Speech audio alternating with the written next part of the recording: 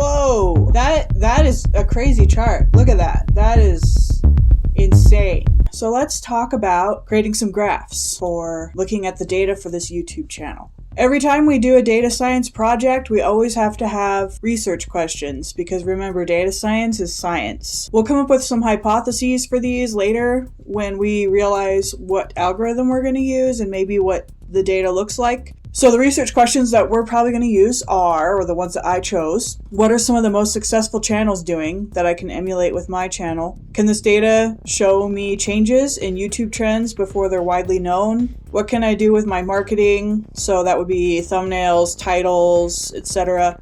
to generate more clicks. What metrics can I use to judge whether or not I'm on the right track with my goal of creating a successful YouTube channel? Let's go ahead and import some stuff here. Import.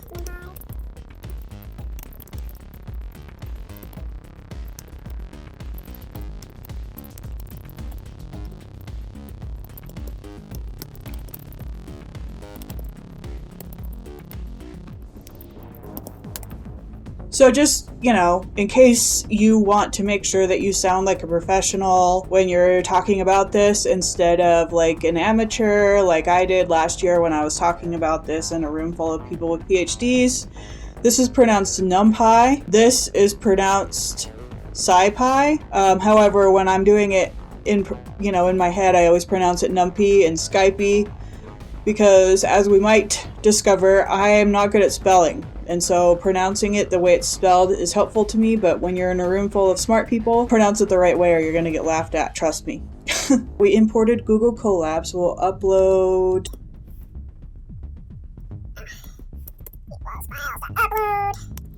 All right. This is just my regular spreadsheet that I made. Well, it's a comma separated value. If you want it, you can get it off my website.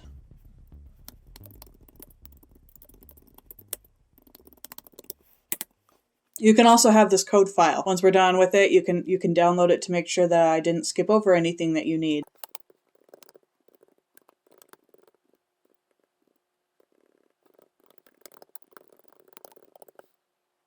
Now, as a convention, I always download two. That way, if I need to make any changes to one, I have the original data. So if you want to do that, I always just do it as a default. That's the same. To make sure I spelled it right, I just copy and paste and then run that, and those should be uploaded. So let's do some data cleaning. Let's look at what our data looks like here. So you'll notice that in this particular demo, I do have the channel name. I don't have a problem with it for a few, but when you download my entire CSV file off my website, dataarray.com, I will not have the channel name on there. The one that I have available for you guys to have doesn't have the channel name. I just don't think it's appropriate to be sending other people's stuff out like that without their permission. We'll notice here that if we can look at it, this doesn't include every single one of the rows. There's a few missing here, so in order to see all of them, we can do dfhead .t. What that does is it shows the transpose matrix of that. So you'll see that it flips the rows and columns. And that way we get to see what all of the columns are. And what we're looking for specifically is stuff that has this non right here. That's not a bread. It is a bread. It is a very good bread. But in computer programming, this means not a number. So anything that has not a number, that's not going to go very well with creating graphs and stuff. So what I'm going to do is just drop those for now. I mean, we're not going to drop them out of the Excel spreadsheet. We're not going to go into Excel and delete them. We're just going to delete them in Python. So how you do that is df equals df.drop. And then it kind of tells you you get this hint down here if you have the Colab Plus. So if you want the little hint thing, it's $10 a month. In my opinion, totally worth it because you get more RAM as well. But we'll see big, sponsors, axis. Axis equals 1. That tells it whether you're doing a row or a column. So in this case, we're doing a column, and columns are axis 1. And we want typical length, minutes, and we want df equals df.drop. I misspelled length, you guys.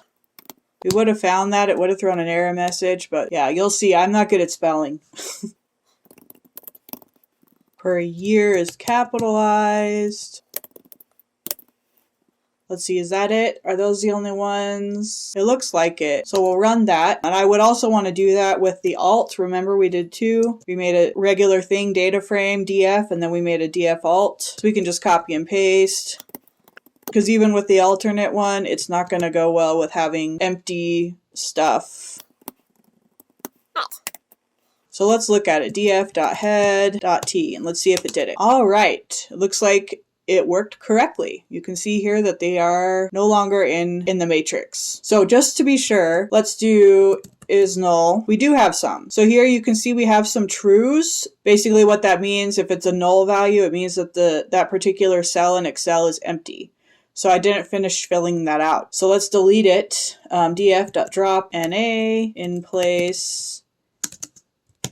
Make sure you capitalize true in this case. If you lowercase it, it will throw an error. I'm assuming it looks the same as for the df alt, but let's just look to be sure. That is null. C. So yeah, let's do df alt drop NA. And I'll show you what happens if you leave true lowercase. What happens?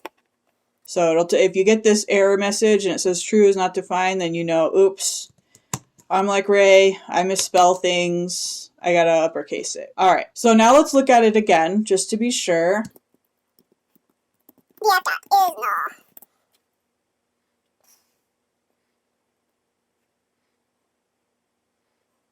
See, I misspelled that again. Is null. There you go. 99% of the time when I get an error message in Python, it's because I made a spelling mistake. So you'll find if you're like me, just check your spelling, and that's probably where the issue is. But you can see here we have these false now where we used to have true. That means that we deleted everything that was a blank space. So let's look at information about our data frame and see what kind of data we have. And we see here, so the channel, that's an object, that's the name. These objects, you know, what this means is it's not numerical data. This is categorical or some other type of data. And these ones that are float 64, that means that it is, in fact, numerical data. So sometimes that's fine, depending on what we're doing with the data. It's fine to have some that's categorical and some that's numerical. Sometimes you don't want that. Sometimes you want just numerical. So what I'm going to do is I'm going to show you how to convert it. And I'm not going to write all this out. I already wrote it out. It would be a waste of time to have you sit here and watch me write it. So I'm just going to copy paste and explain what it says. So you have the real name. You can see this real name right here. We're replacing yes and no because those are the two values we have with 0 and 1. That would be replacing this, and then we're telling it with this second line here that instead of it being a string, which is just this object type of data, we want it as an integer because 0 and 1 are both integers. And we're going to do that with all of these, okay? Everything that is a yes or no question. And now you'll notice down here, I noticed this earlier when I ran this, that I have some values for the upsell that are n space. I spelled it two different ways. Basically, I have n and then n space. So what you can do, if that happens to you, is just make them both 1. And that's a good way to shortcut merge them. You can just do it right here. So let's run that. And now let's see df.info again and see what we have. So here you can see we still have a few objects. We have the category as an object and the niche as an object and the channel as an object. But everything that was a yes or no question, we have it as an integer. So the real name, you can see these are the same things that we just changed right here. Okay, let's do some charts.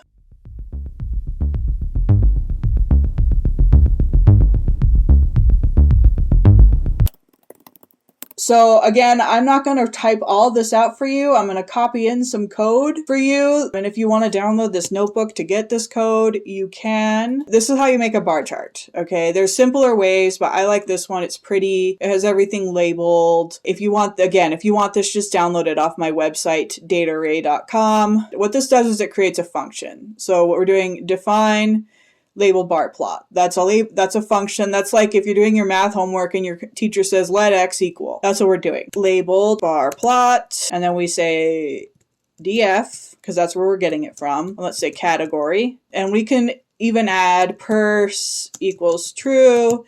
That'll tell you whether you want the percentage. I want the percentage in this case. I think it will give us a better understanding of the data. If you decide to delete the pers true, see right here for P, it says if pers is true, then it tells you to add the percentage. If you don't have that, it just has it without. Here we go. We have a percentage, commentary, education, entertainment, information, and interviews. Those are the different categories that I put the YouTube videos into. So commentary would be something like reactionary videos. And education, in my opinion, would be a little different. That would be like if you're teaching somebody something rather than commenting on something. Entertainment is just like Mr. Beast style video. Information, I consider slightly different than education. Information is more like news, or this is what just happened, current events type of thing. And then of course there's interviews. That's pretty self-explanatory. So let's do the niche now and see what we have. Labeled bar plot.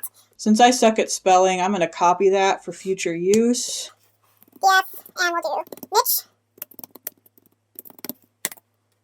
Alright, so here we have the different niches of videos that I watch. You'll notice, I'm a nerd. I like science, I like math, and I like computer science. If I'm creating a data science project about all of YouTube, I wouldn't want it to look like this. I would want to have a pretty even amount of each category that I created, but since this is just about creating my YouTube channel, it's fine to have it like this. So let's look at the format. This will tell us what other people are doing. Most of the channels I pulled are just talking head. That's what this person is. And then next followed by animation. Now let's look at what kind of intros other channels are doing. Alright, so most of the ones that I looked at have a hook, which is honestly to be expected. I'm actually a little surprised that none is so high, so that's good to know that if I don't have a super cool hook or a super cool intro, that a fair amount of people are successful with having no intro. So let's look at some other types of charts. These are just regular bar charts that gives us information about our data. Let's look at something else.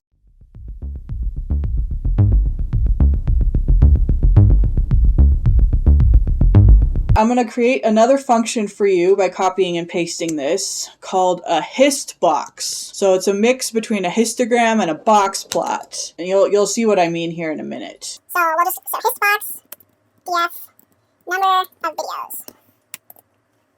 So this will show us outliers and like the distribution of the data. This part here in this green section and these tall bars, this is the majority of channels that I looked at for this data. And these outlier points here are channels that have a lot more than the majority. So these are channels that have a lot of videos. Obviously, I won't be able to compete with this channel that has 10,000 videos, at least not anytime soon. And to be honest, I would have to look that those might be mostly shorts. And again, this one with over 8,000, no way I could compete with them. But these ones down here, they might be more relevant to my particular style of what I want to create. So we can kind of look at that and see what we get here. Let me show you, I don't know necessarily if we want to drop them, so I'll just drop them from the DF set and not the DF alt.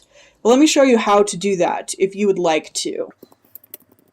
So you can say in parentheses, those happen to be row 31, and again, since it's a row and not a column, now the axis is 0. And it's 107 is the other one. We can run this again, and it should look different if I did this correctly. So there, now we have those two gone, and you'll see now the maximum number of videos is under 3,000. So now let's look at DF, and we will say subscribers per video. I'm interested in how many subscribers each of these channels get per video on average. This is very interesting. We see some channels get a lot, and these ones in the middle, and then we have these that are down here on average. So in this particular case, these outliers are doing exceptionally well at YouTube. These are killing it. And no, Mr. Beast is not in my data set. Let's look at who these are. I guess since it's saying something good about their channel. We can even add it as a little text down here. I will sometimes do this in notebooks. Oops. Now we can say okay.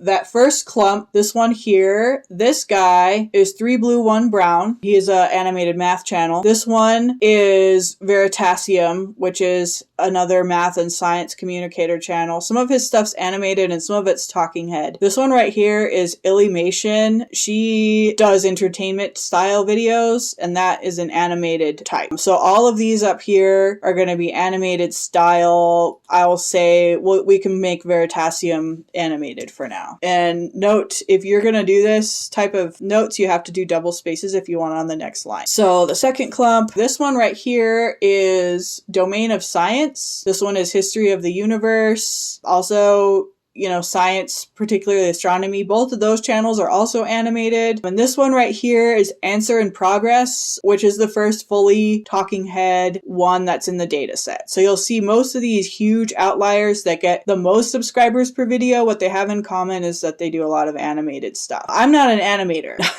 I don't know how to do that. That puts me at a little bit of a disadvantage. We will note it anyway, in case I want to learn how to do that. Let's look for some negative outliers. I want to look at the number of subscribers someone has to have before they see the video. So this would be like, you put out a video and how many subscribers don't view it. This is basically showing dead subscribers on your channel. So I call it subscribers for one view.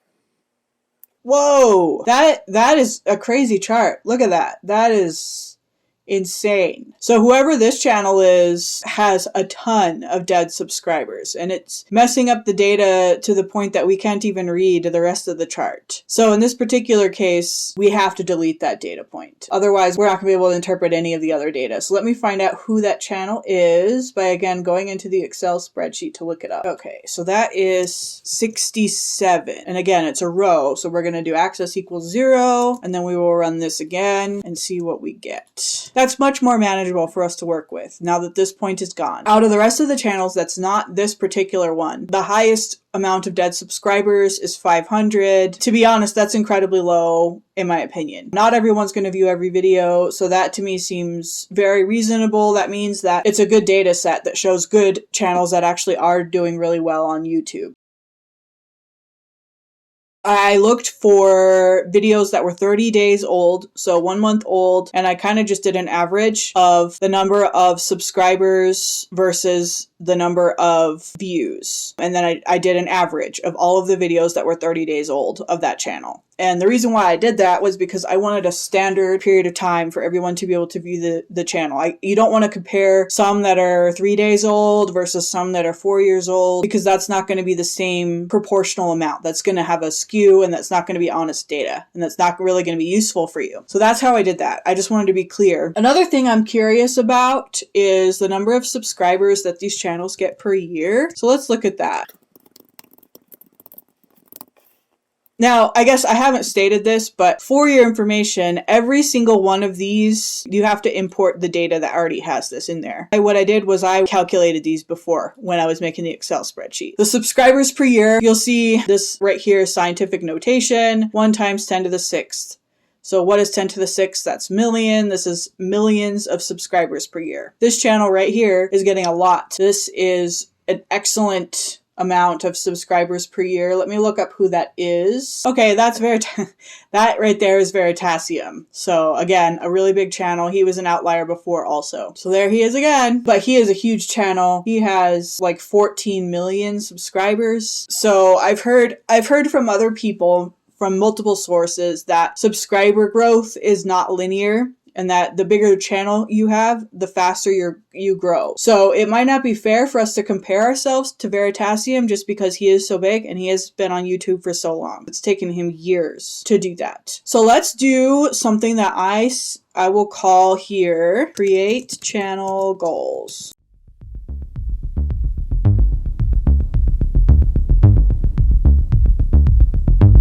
what I'm going to use is called a joint plot. You'll see it kind of resembles a topo map. I like them because it kind of shows you a distribution of what you have. So let's look at it right here. So we're going to look at subscribers per video because we said we wanted to try to get as many subscribers per video as possible. That's the way we can see how successful channels are. And here we go. So this kind of shows you this large clump here obviously is the majority. You don't want to be one of these channels that gets negative. That would be bad.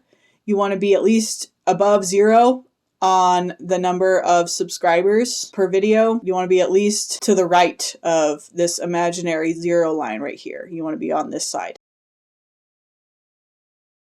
This big piece here is the majority. This clump over here are channels that get a lot of subscribers for every video they put out. So again, Veritasium, 3 Blue, 1 Brown, those kinds of channels are over here. And then you have this clump up here that you don't want to be in, where it takes a lot of videos to get a few subscribers. We don't want to be up here. This would be bad. So I would say we probably want to be, you know, like in this zone here. This region here would be a reasonable spot to try to aim for, especially as a new channel. We can kind of look at this a different way. I want to show this to you in case this graph's hard to read. We can show it a little bit of a different way here. This is called a scatter plot. And we want it to be the data, DF. So this shows it a different way. This way you don't have the negative numbers. It's just, these are the same thing. This and this are the same. They're just different representations of the same data. I want to look at the number of videos versus the number of subscribers. And the reason why I want to do this is because of that claim that we said, when we said that this was not a linear relationship.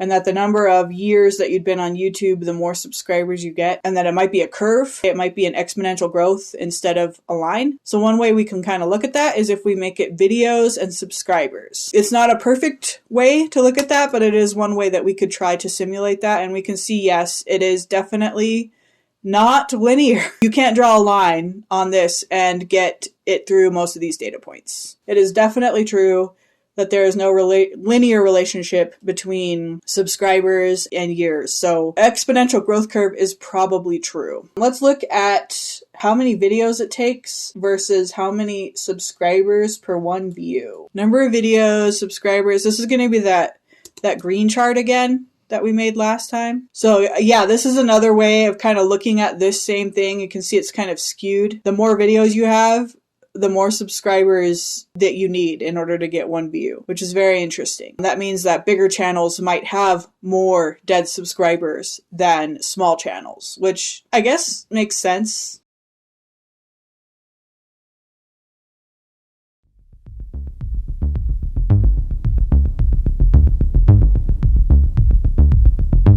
If you stay with me next time, we will build a machine learning model. We'll look at which models might work best and hopefully build one.